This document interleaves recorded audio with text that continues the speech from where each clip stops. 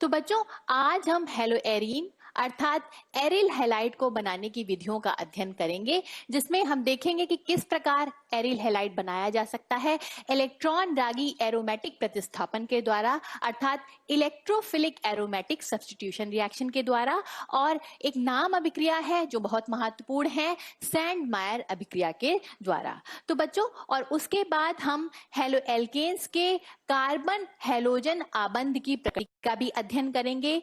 तत्पश्चात हम हेलोएल्केन्स तथा हेलोएरीन्स के भौतिक गुणधर्मों का भी अध्ययन करेंगे। तो चलिए शुरू करते हैं बच्चों। तो बच्चों जब हम शुरू करते हैं हेलोएरीन का निर्माण, और हम किससे शुरू कर रहे हैं बच्चों? इलेक्ट्रोफिलिक एरोमेटिक सब्स्टिट्यूशन रिएक्शन के द्वारा। तो बच्चों अगर बेंजीन सीधे सीधे क्लोरीन से अभिक्रिया करे तो क्या होता है? ठीक है बच्चों, तो इस अभिक्रिया में कोई अभिक्रिया नहीं होगी, नो रिएक्शन। ठीक है, क्यों कोई अभिक्रिया नहीं होती है बच्चों? क्योंकि क्लोरीन जो होता है वो सफिशिएंटली इलेक्ट्रोफिलिक नहीं होता है। ठीक है, और जो बेंजीन है वो बहुत स्थायी यौगिक है, वो विभिन्न अनुनादी संरचनाओं के द्वारा स्थायित्व प्राप्त करता है।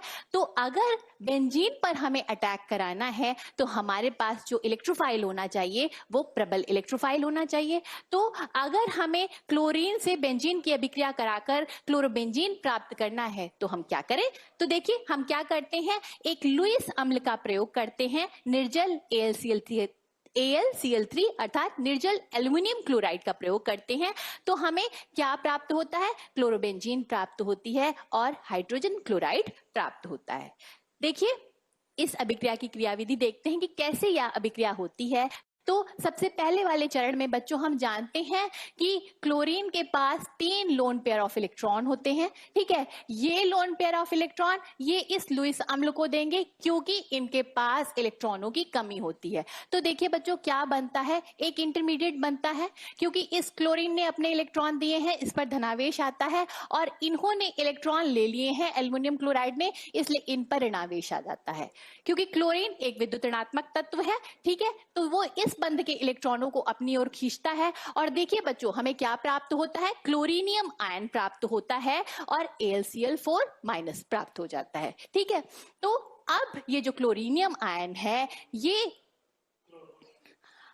क्लोरोनियम आयन है बच्चों, या एक प्रबल इलेक्ट्रोफाइल बन गया। अब ये बेंजीन रिंग पर इलेक्ट्रोफिलिक अटैक करता है और देखिए यह इस कार्बन से, ये जो ये पाई बंद इस पर अटैक होता है। तो देखिए बच्चों ये जो क्लोरीन है ये इस बेंजीन रिंग के साथ जुड़ती है, हाइड्रोजन यहाँ पे है, और ये वाला जो कार्बन है ये sp3 संकरित कार्बन होता है। क्योंकि इस वाले कार्बन से देखिए बंध एक कम हो गया है इसलिए इस पर धिनावेश आ जाता है और इसे हम सिग्मा कॉम्प्लेक्स कहते हैं या एरोनियम आयन भी कहते हैं बच्चों। क्योंकि ये AlCl4- रिएक्शन सिस्टम में पहले से ही मौजूद है, तो ये क्या करता है, ये इस H+ आयन को ले लेता है। ठीक है, तो हाइड्रोजन अपने इलेक्ट्रॉन लेकर नहीं जाएंगे, ये इलेक्ट्रॉन छोड़कर जाएंगे और ये इलेक्ट्रॉन जो होता है फिर क्या करते हैं, इन दोनों कार्बन के बीच में डबल बॉन्ड बन जाता है और हमें क्लोरोबेंजीन प्राप्त होता है, हाइड्रोजन क्लोराइड प्राप्त होता है और एल्युमिनियम ट्राइक्लोराइड अलग हो जाता है। ठीक है, तो बच्चों यहां हमने देखा कि एक इलेक्ट्रोफाइल बेंजीन रिंग पर अटैक करता है और दूसरा H+ आयन यानी कि दूसरा भी इलेक्ट्रोफाइल ही है जो बेंजीन रिंग से निकल रहा है। तो इसका मतलब एक इलेक्ट्रोफाइल की जगह दूसरा इलेक्ट्रोफाइल लगता है, इसका मतलब इलेक्ट्रोफाइल का प्रतिस्थापन हो रहा है, इसीलिए इसको इलेक्ट्रोफिलिक सब्स्टिट्यूशन रिएक्शन कहते हैं। यहाँ पे बच्चों ये अभिक्रिया सुगमता पूर्वक हो सके इसलिए हमने एल्युमिनियम क्लोराइड का प्रयोग किया क्लोरीन को अच्छा इलेक्ट्रोफाइल बनाने के लिए। इलेक्ट्रोफिलिक सब्स्टिट्यूशन रिएक्शन और अच्छी तरीके से हो सके उसके लिए एक और तरीका भी है बच्चों। हम क्या करते हैं, बेंजीन रिंग पर एक इलेक्ट्रॉन दाता समूह लगा देते हैं जो बेंजीन रिंग को इलेक्ट्रॉन देते हैं। यहाँ पे हमने मेथिल समूह लगाया है और मेथिल समूह जो होता है वो हाइपर कॉन्जुगेशन अर्थात अति संयुग्मन के द्वारा इलेक्ट्रॉन देता है बेंजीन रिंग को और बेंजीन रिंग को इलेक्ट्रॉन रिच कर देता है, इसलिए ये इलेक्ट्रोफिलिक सब्स्टिट्यूशन रिएक्शन के लिए और एक्टिवेट हो जाती हैं अर्थात सक्रियत हो जाती हैं। तो ठीक है, तो यहाँ पे आप देख रहे हैं बच्चों बेंजीन रिंग में इलेक्ट्रॉन डेंसिटी बढ़ रही है। यहाँ पे अगर हम पोजीशन लिखें 1 2 3 4 5 और 6। तो बच्चों ये जो 2 और 6 पोजीशन है ये ऑर्थो पोजीशन होती है, ठीक। 3 और 5 पोजीशन जो है वो मेटा पोजीशन होती है, और जो 4 पोजीशन है ये पैरा पोजीशन होती है। तो यहाँ पे आप देखते हैं जब बेंजीन रिंग पर मेथिल समूह लगता है, अर्थात टोल्यूइन में जो मेथिल समूह होता है वो क्या करता है, देखिए ऑर्थो और पैरा पोजीशन पे इलेक्ट्रॉन डेंसिटी बढ़ाता है। तो इसीलिए जो इलेक्ट्रोफाइल आएगा वो ऑर्थो और पैरा पोजीशन पे आएगा, अर्थात टोल्यूइन में जो मेथिल समूह होता है वो ऑर्थो पैरा डायरेक्टिंग होता है, ठीक है। तो बच्चों जब टोल्यूइन की अभिक्रिया हेलोजन के साथ होती है, हेलोजन यहाँ क्लोरीन भी हो सकता है और ब्रोमीन भी हो सकता है आयरन की उपस्थिति में। तो बच्चों यहाँ पे देखिए आयरन जो होता है वो हेलोजन के साथ अभिक्रिया करके फेरिक हैलाइड बनाता है, और ये फेरिक हैलाइड जो होता है एल्युमिनियम ट्राइक्लोराइड की ही भांति लुईस अम्ल का कार्य करता है, ठीक है। तो देखिए बच्चों जब टोल्यूइन की अभिक्रिया हेलोजन के साथ होती है तो ऑर्थो हेलोटोल्यूइन और पहला हेलोटोल्यूइन का मिश्रण प्राप्त होता है। अगर हम क्लोरीन लेंगे तो ऑर्थो क्लोरोटोल्यूइन और पैरा क्लोरोटोल्यूइन का मिश्रण प्राप्त हो जाएगा, और अगर ब्रोमीन लेंगे तो ऑर्थो ब्रोमोटोल्यूइन और पैरा ब्रोमोटोल्यूइन का मिश्रण प्राप्त हो जाएगा। आगे बढ़ते हैं और देखते हैं कि किस प्रकार बेंजीन से हम क्या बनाएं, आयोडो बेंजीन, ठीक है। तो बच्चों यहां पर पिछली ही रिएक्शन की जैसे अगर आयोडीन और AlCl3 ले ले तो क्या ये अभिक्रिया हो जाएगी? नहीं होती है बच्चों, क्योंकि इस अभिक्रिया में क्या होता है, एक बाई प्रोडक्ट बनता है हाइड्रोजन आयोडाइड, और ये हाइड्रोजन आयोडाइड जो होता है ये एक प्रबल अपचायक होता है, अर्थात रिड्यूसिंग एजेंट होता है। तो ये अभिक्रिया को क्या कर देता है, रिवर्ट कर देता है, पश्चिम दिशा में लेकर चला जाता है। इसीलिए अगर हमें बेंजीन से आयोडो बेंजीन बनानी है बच्चों तो यहाँ पर हम क्या करते हैं, एक ऑक्सीडाइजिंग एजेंट लेते हैं, अर्थात ऑक्सीकारक लेते हैं। और कौन सा ऑक्सीकारक लेते हैं बच्चों, हम नाइट्रिक अम्ल लेते हैं, ठीक है। तो नाइट्रिक अम्ल जो होता है वो अभिक्रिया में बनने वाले अपचायक को साथ ही साथ, क्योंकि ये एक ऑक्सीकारक है, न्यूट्रलाइज भी करता जाता है। तो इस प्रकार हमें बेंजीन से आयोडो बेंजीन प्राप्त हो जाती है, ठीक है बच्चों। अब आगे बढ़ते हैं और देखते हैं हेलो एरीन का निर्माण किस प्रकार किया जाता है सैंडमायर अभिक्रिया से। तो बच्चों जब प्राथमिक एरोमेटिक अमीन, ये एनिलीन है जो कि एक प्राथमिक एरोमेटिक अमीन है, जब अभिक्रिया करती है नाइट्रस अम्ल के साथ, ठीक है। और ये नाइट्रस अम्ल कैसे प्राप्त होगा बच्चों, जब ये दोनों अभिक्रिया करेंगे, सोडियम नाइट्राइड और हाइड्रोजन हैलाइड जब अभिक्रिया करते हैं तो देखिए बच्चों हमें क्या प्राप्त होता है, नाइट्रस अम्ल प्राप्त होता है और सोडियम हैलाइड प्राप्त होता है, ठीक है। और यह अभिक्रिया कितने ताप पर होनी चाहिए, 273 से 278 केल्विन, अर्थात 0 से 5 डिग्री सेंटीग्रेड पर जब यह अभिक्रिया होती है तो बेंजीन डायजोनियम हैलाइड प्राप्त होता है, ठीक है बच्चों। और ये जो अभिक्रिया है ये ताप सेंसिटिव अभिक्रिया है बच्चों, ताप का विशेष ध्यान रखेंगे। अगर ताप ज्यादा हो जाता है तो बेंजीन डायजोनियम हैलाइड जो होता है वो स्थायी नहीं बनता है।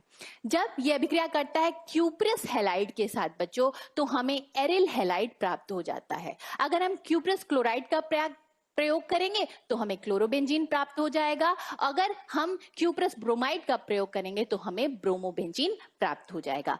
अगर हमें आयोडाइड चाहिए तो बच्चों हम क्यूप्रस आयोडाइड का प्रयोग नहीं करते हैं, हम पोटेशियम आयोडाइड के साथ अभिकृत कराते हैं बेंजीन डायजोनियम हैलाइड को, तो और हमें क्या प्राप्त होता है, आयोडो बेंजीन प्राप्त हो जाता है, ठीक है बच्चों। और इस बात का ध्यान रखेंगे बच्चों कि इस अभिक्रिया में एक गैस भी निकलती है, नाइट्रोजन गैस, बाई प्रोडक्ट के रूप में, ये पूछा जाता है। तो इसलिए आप इसको ध्यान रखेंगे कि सैंडमायर अभिक्रिया में एक गैस रिलीज होती है और वो गैस कौन सी है, नाइट्रोजन गैस है, ठीक है। आगे बढ़ते हैं और देखते हैं हेलो एल्केन में कार्बन हैलोजन आबंध की प्रकृति। तो बच्चों यहाँ पर एल्किल हैलाइड में जो कार्बन हैलोजन बंध होता है वो ध्रुवीय बंध होता है। क्यों ध्रुवीय होता है बच्चों, क्योंकि हैलोजन की जो विद्युत ऋणात्मकता है वो कार्बन से ज्यादा होती है, इसीलिए वो बंध के इलेक्ट्रॉनों को अपनी तरफ खींचती है। इसीलिए हैलोजन परमाणु पर आंशिक ऋणावेश आ जाता है और इस कार्बन पर आंशिक धनावेश आ जाता है। तो एल्किल हैलाइड का जो CX आबंध होता है बच्चों ये पोलर आबंध होता है। तो बच्चों क्योंकि ये कार्बन इलेक्ट्रोफिलिक कार्बन है तो न्यूक्लियोफाइल जो होता है वो इस पर अटैक करता है। ठीक है, तो एल्किल हैलाइड की जितनी भी अभिक्रियाएं हैं बच्चों, चाहे वो न्यूक्लियोफिलिक सब्स्टिट्यूशन रिएक्शन हो, विलोपन अभिक्रिया अर्थात एलिमिनेशन रिएक्शन हो, उसका कारण ये CX आबंध की ध्रुवीय प्रकृति ही होता है। यहाँ पे हम जितना ज्यादा इलेक्ट्रोनिगेटिव यानी विद्युत ऋणात्मक हैलोजन परमाणु ले लेंगे, उतना ही ज्यादा इस बंध में क्या आता है, पोलैरिटी या ध्रुवता आती है। पोलैरिटी को हम किससे नापते हैं बच्चों, डाइपोल मोमेंट से। म्यू बराबर ये जो चार्ज जनरेट हुआ डेल्टा इनटू ये जो डिस्टेंस है बच्चों, ठीक है, डी, म्यू बराबर डेल्टा चार्ज इनटू डिस्टेंस। ठीक है, तो जितना ज्यादा डाइपोल मोमेंट होगा बंध का, उतनी ही ज्यादा उस बंध में क्या होगी, पोलैरिटी या ध्रुवता होगी। तो चलिए कुछ यौगिकों के हम डाइपोल मोमेंट देखते हैं बच्चों। यहाँ पे X जो है वो फ्लोरीन, क्लोरीन, ब्रोमीन और आयोडीन है बच्चों। और अभी हमने सूत्र पढ़ा है म्यू बराबर क्या होता है, charge into distance, dipole moment बराबर। तो बच्चों एक सिंपल हम लोगों ने हाइड्रोजन हैलाइड का जो डाइपोल मोमेंट पढ़ा था, ठीक है, डाइपोल मोमेंट हाइड्रोजन हैलाइड का, तो उसका ऑर्डर होता है HF का सबसे ज्यादा होता है, फिर HCl का, फिर HBr का, ठीक है, और लास्ट में सबसे कम होता है HI का। और ऐसा इस कारण से होता है बच्चों क्योंकि फ्लोरीन की विद्युत ऋणात्मकता, इलेक्ट्रोनेगेटिविटी सबसे ज्यादा है, अतः ये जो चार्ज क्रिएट करते हैं वो सबसे ज्यादा फ्लोरीन क्रिएट करती है। ठीक है, लेकिन यहाँ पे हम देखते हैं कि मेथिल क्लोराइड का ये वैल्यू किसकी है बच्चों, मेथिल क्लोराइड की। मेथिल क्लोराइड का जो डाइपोल मोमेंट होता है वो मेथिल फ्लोराइड से क्या होता है बच्चों, ज्यादा होता है। और ऐसा क्यों होता है बच्चों, क्योंकि देखिए यहाँ पर कार्बन और क्लोरीन के बंध की जो डिस्टेंस है वो यहाँ के कार्बन फ्लोरीन के बंध की डिस्टेंस से ज्यादा होती है, क्योंकि डाइपोल मोमेंट बंध की दूरी पर भी निर्भर करता है। तो मेथिल क्लोराइड में ये जो डिस्टेंस वाला फैक्टर है ये डोमिनेट करता है बच्चों। तो ये एक एक्सेप्शन है, आप इसको ध्यान रखेंगे कि मेथिल क्लोराइड का डाइपोल मोमेंट ज्यादा होता है मेथिल फ्लोराइड से, उसके बाद मेथिल ब्रोमाइड और लास्ट में मेथिल आयोडाइड। बच्चों ये क्वेश्चन आता है, एक्सेप्शन है, आप ध्यान रखेंगे। अगर हम बात करें डाइहेलोमेथेन और ट्राइहेलोमेथेन की, तो ये जो है वो सिंपल हाइड्रोजन हैलाइड का ही ट्रेंड फॉलो करते हैं और फ्लोरीन से आयोडीन की तरफ आने पर डाइपोल मोमेंट घटता है बच्चों। ठीक है, आगे बढ़ते हैं और पढ़ते हैं हेलो एल्केन्स के भौतिक गुणधर्म। तो बच्चों शुद्ध अवस्था में एल्किल हैलाइड रंगहीन होते हैं, परंतु एल्किल ब्रोमाइड और एल्किल आयोडाइड प्रकाश के संपर्क में आने पर रंगीन हो जाते हैं। बच्चों क्यों रंगीन हो जाते हैं, क्योंकि एल्किल ब्रोमाइड जब प्रकाश के संपर्क में आते हैं तो देखिए ये कुछ मात्रा में टूटते हैं। किसमें टूटते हैं, ब्रोमीन में। सेम वैसी ही रिएक्शन होती है एल्किल आयोडाइड में। ठीक है, और ये जो ब्रोमीन और आयोडीन उत्पन्न होती है ये इसी एल्किल हैलाइड में घुलित अवस्था में रहती है, जिसके कारण एल्किल ब्रोमाइड और एल्किल आयोडाइड हमें रंगीन दिखाई देते हैं। अब बात करते हैं दूसरे भौतिक गुणधर्म की, जो है क्वथनांक। बच्चों क्वथनांक वह ताप होता है जिस पर किसी द्रव का वाष्प दाब वायुमंडलीय दाब के बराबर हो जाता है और वह द्रव उबलने लगता है। तो देखिए बच्चों यहाँ हम देखते हैं कि एथिल ब्रोमाइड है, ये एथिल ब्रोमाइड का जो क्वथनांक है वो 39 डिग्री सेंटीग्रेड होता है, जबकि एथेन का क्वथनांक -89 डिग्री सेंटीग्रेड होता है। देखिए तो बच्चों ये जो एथिल ब्रोमाइड है ये कैसे प्राप्त हुआ है, इस एथेन से एक हाइड्रोजन के प्रतिस्थापन से प्राप्त हुआ है। एक हाइड्रोजन का प्रतिस्थापन हुआ है सिर्फ ब्रोमीन परमाणु के द्वारा। तो हम कह सकते हैं कि एथिल जो हैलाइड है या एथिल ब्रोमाइड है, ये जो एथेन है ये इसका पेरेंट हाइड्रोकार्बन है, इससे ही ये जनित हुआ है। ठीक है, तो इसका एथिल हैलाइड का जो एथिल हमारा ब्रोमाइड है इसके क्वथनांक ज्यादा होता है। उसका कारण बेटा क्या होता है, क्योंकि इनका परमाणु भार इस अणु का जो होता है अणुभार जो होता है वो ज्यादा होता है, इसीलिए एथिल ब्रोमाइड में कार्य करने वाले वैंडरवाल बलों का मान ज्यादा होता है। इनके अणुओं के बीच लगने वाले वैंडरवाल बलों का मान ज्यादा होता है। और क्योंकि आपने अभी पढ़ा कि आरएक्स बंध की जो प्रकृति होती है वो पोलर होती है, तो यहाँ पर हाइड्रोकार्बन में डाइपोल डाइपोल अट्रैक्शन फोर्सेस काम नहीं करते हैं, जबकि एल्किल हैलाइड में वॉन्डरवाल फोर्सेस के अलावा डाइपोल डाइपोल फोर्सेस भी काम करते हैं, जिसकी वजह से एल्किल हैलाइड में का जो क्वथनांक होता है वो पेरेंट हाइड्रोकार्बन की अपेक्षा ज्यादा होता है। ठीक है बच्चों, अब आगे बढ़ते हैं।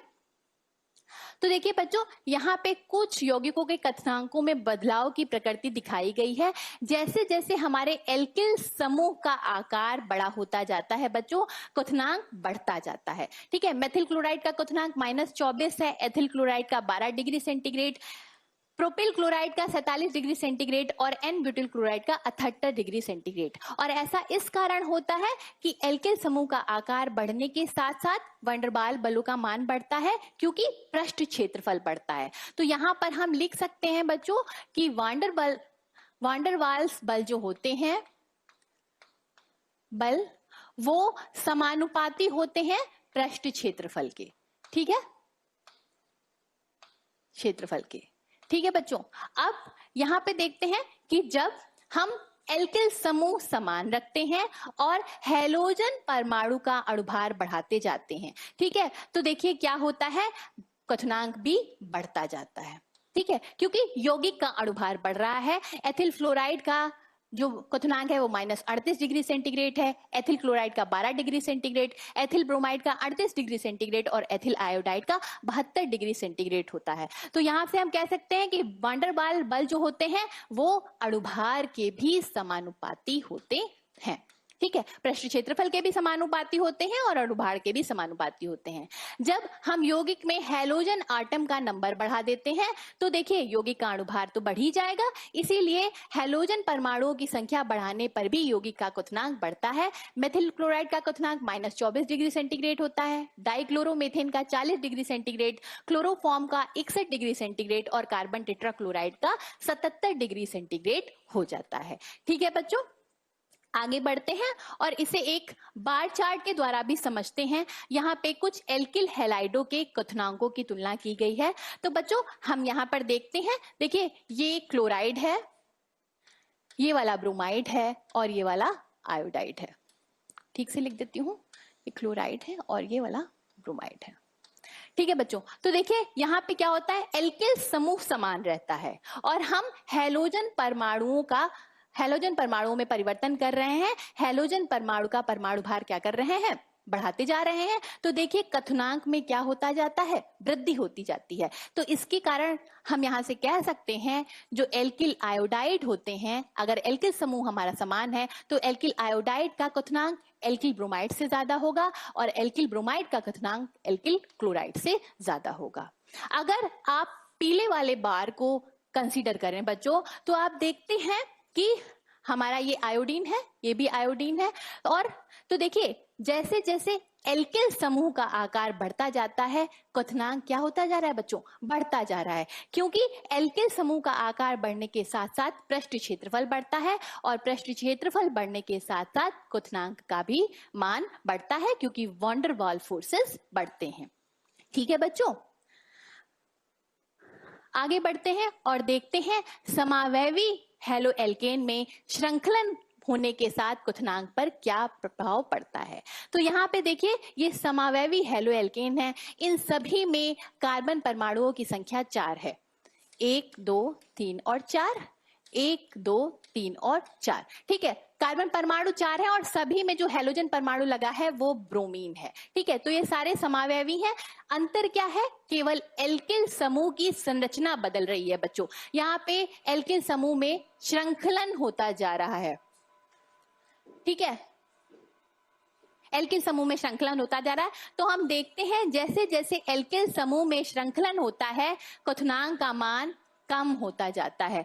1 ब्रोमोब्यूटेन का मान 375 है, 2 ब्रोमोब्यूटेन का मान 364 डिग्री सेंटीग्रेड होता है, 364 केल्विन होता है, और टर्शरी ब्यूटाइल ब्रोमाइड का मान 346 केल्विन होता है। तो बच्चों यहाँ पे आप ऐसे समझ सकते हैं कि ये 1 ब्रोमोब्यूटेन का स्पेस फिलिंग मॉडल है, और यहाँ हम देखते हैं कि 1 ब्रोमोब्यूटेन का जो आकार होता है वो थोड़ा सा बड़ा होता है। तो अगर आप इसको इस तरीके से समझें कि ये 2 1 ब्रोमोब्यूटेन के मॉलिक्यूल हैं, तो जब ये पास आएंगे तो इनका संपर्क क्षेत्रफल अर्थात एरिया ऑफ कांटेक्ट जो होता है वो ज्यादा होता है, तो इनके बीच लगने वाले वॉन डर वाल बलों का मान भी क्या होता है, ज्यादा होता है। ठीक है, लेकिन अगर हम तृतीयक ब्यूटाइल ब्रोमाइड की बात करें इनकी, तो आप देख रहे हैं इनका आकार कुछ गोल हो जाता है। तो जब इनके 2 अणु आपस में एक दूसरे के पास आएंगे तो जो उनका एरिया ऑफ कांटेक्ट है अर्थात पृष्ठ क्षेत्रफल, जो एक दूसरे का संपर्क क्षेत्रफल है, वो कम होगा, और संपर्क क्षेत्रफल कम होने के कारण इनके बीच वॉन डर वाल बलों का मान भी कम होगा, इसीलिए इनका क्वथनांक जो होगा वो कम होगा। अर्थात श्रृंखलन बढ़ने के साथ साथ क्वथनांक जो होता है वो कम हो जाता है, क्योंकि पृष्ठ क्षेत्रफल कम हो जाता है। आगे बढ़ते हैं और देखते हैं घनत्व। तो बच्चों घनत्व का जो सीधा संबंध होता है वो अणुभार से होता है। तो बच्चों जैसे जैसे यौगिक का अणुभार बढ़ता जाएगा, ठीक है, यहाँ पे एल्किल समूह समान है, हम क्लोरीन जो है, जो हैलोजन लगा रहे हैं उनका परमाणु भार ज्यादा होता जा रहा है, तो रिजल्टेंट जो हमारा यौगिक होगा उसका अणुभार ज्यादा हो जाएगा। तो जैसे जैसे अणुभार बढ़ेगा यौगिक का घनत्व वैसे वैसे क्या हो जाता है, बढ़ता जाता है। यहाँ पे हम हैलोजन परमाणुओं की संख्या बढ़ाते जा रहे हैं तो यौगिक का अणुभार बढ़ेगा, वैसे वैसे आप देख सकते हैं कि घनत्व जो होता है हमारा बढ़ता जाता है। ठीक है, आगे बढ़ते हैं और देखते हैं हेलो एल्केन्स की भौतिक गुणधर्म के अंतर्गत जल में विलेयता। वैसे तो बच्चों हेलो एल्केन में जो ये RX बंध होता है ये पोलर होता है, ठीक, लेकिन फिर भी ये जल में बहुत ही कम विलेय होते हैं, अल्प विलेय होते हैं। बच्चों जल की विलेयता को आप ऐसे समझ सकते हैं कि वो अल्किल हैलाइड जल में विलेय तब होंगे क्योंकि जल के अंतर देखिए क्या पाया जाता है, अंतरा आणविक हाइड्रोजन आबंध पाया जाता है, और एल्किल हैलाइड में बच्चों डाइपोल डाइपोल अट्रैक्शन फोर्सेस पाए जाते हैं। तो एल्किल हैलाइड जल में तब विलेय होंगे जब इनके बीच जो बंध बने, ठीक है, उससे उतनी ऊर्जा निकले, क्योंकि कोई भी बंध बनता है बच्चों तो ऊर्जा निकलती है, तो इनके बीच जो बंध बनता है उससे उतनी ऊर्जा निकले जो जल के बीच जो हाइड्रोजन आबंध है उनको तोड़ दे, और इन एल्किल हैलाइडों के बीच जो डाइपोल डाइपोल अट्रैक्शन फोर्सेस है उन्हें तोड़ दे।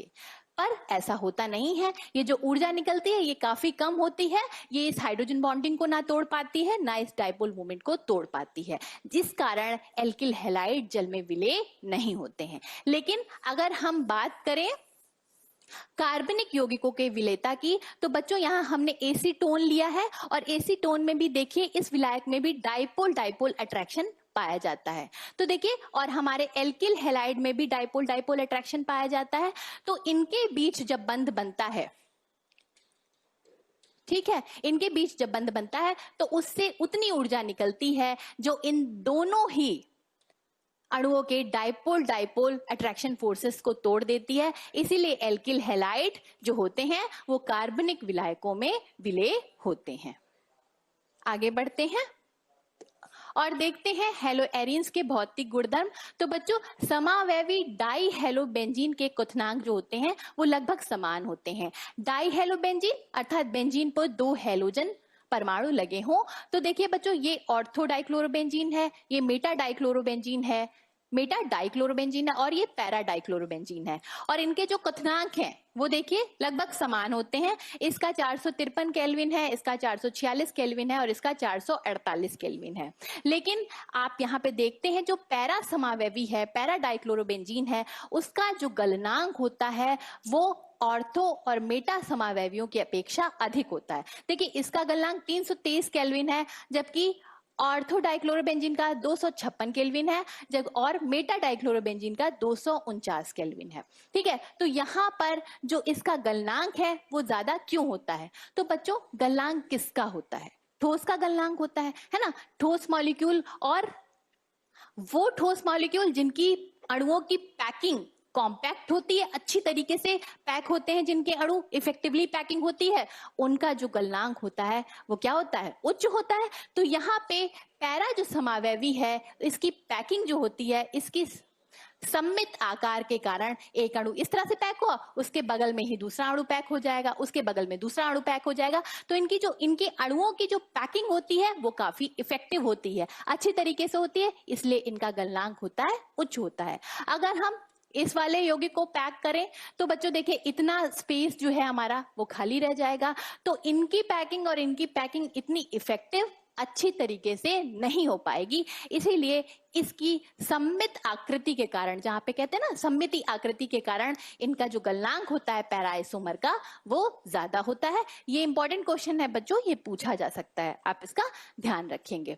अब करते हैं कुछ अभ्यास प्रश्न की, जो हमने पढ़ा वो हमने कितना सीखा।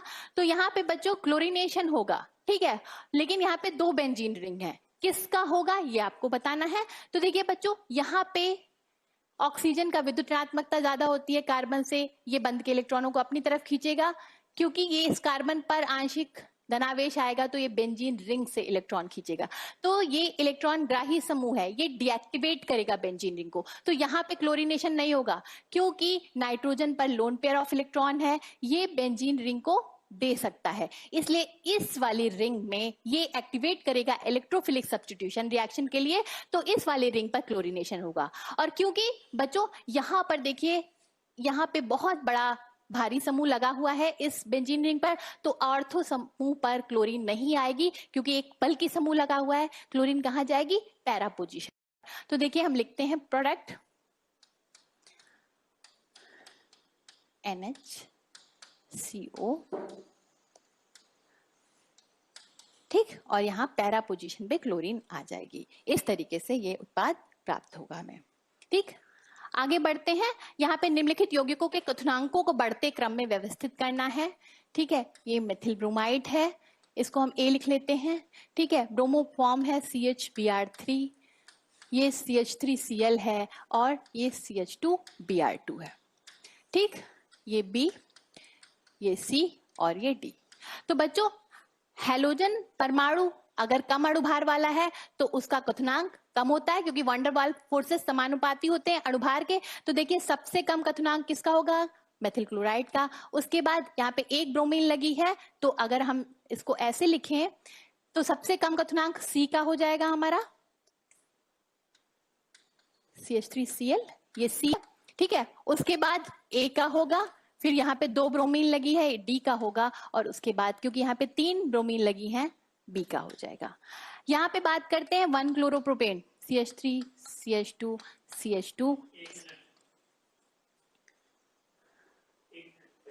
अच्छा, तो बच्चों यहाँ पे ये 1 क्लोरोप्रोपेन है, इसको A लिख लेते हैं। आइसोप्रोपिल क्लोराइड है, इसको B लिख लेते हैं। और 1 क्लोरोब्यूटेन है, CH2, CH2, Cl, CH2, ये C है, ठीक है। तो बच्चों देखिए यहाँ पे एल्किल समूह का श्रृंखलन हो गया है, तो ये इसका क्वथनांक सबसे कम होगा। फिर यहाँ पे कार्बन 3 ही है, ये A है, और ये C का क्वथनांक जो होगा, क्योंकि यहाँ पे 4 कार्बन है, सबसे ज्यादा हो जाएगा, ठीक है। आगे बढ़ते हैं बच्चों, और ये आपका गृह कार्य है। यहाँ आपको बताना है कि क्लोरोबेंजीन का द्विध्रुव आघूर्ण जो होता है साइक्लोहेक्सिल क्लोराइड की तुलना में कम क्यों होता है। एनिलीन से मोनोब्रोमोबेंजीन आप किस प्रकार प्राप्त करेंगे, और इन यौगिकों के घटते हुए कथनांकों के क्रम में आपको लगाना है। तो बच्चों आज हमने एरिल हैलाइड को बनाने की विधियों का अध्ययन किया, हमने CX यानी कार्बन हाइड्रोजन बंध की प्रकृति का अध्ययन किया, और हमने हेलोएल्केन्स तथा हेलोएरीन के भौतिक गुणधर्मों का अध्ययन किया। इसके अगले वाले व्याख्यान में हम हेलोएल्केन्स तथा हेलोएरीन्स की जो अभिक्रियाएं होती हैं, न्यूक्लियोफिलिक सब्स्टिट्यूशन रिएक्शन और विलोपन अभिक्रिया अर्थात एलिमिनेशन रिएक्शन, उसका अध्ययन करेंगे। तो मेरा आपसे आग्रह है कि आपकी जो पुस्तक है रसायन विज्ञान भाग 2 की, आप उसे थोड़ा सा स्वाध्याय करके रखेंगे, जिससे अगला व्याख्यान आपको अच्छी तरीके से समझ में आए। आशा करती हूँ कि आज का व्याख्यान आपको समझ में आया होगा। धन्यवाद।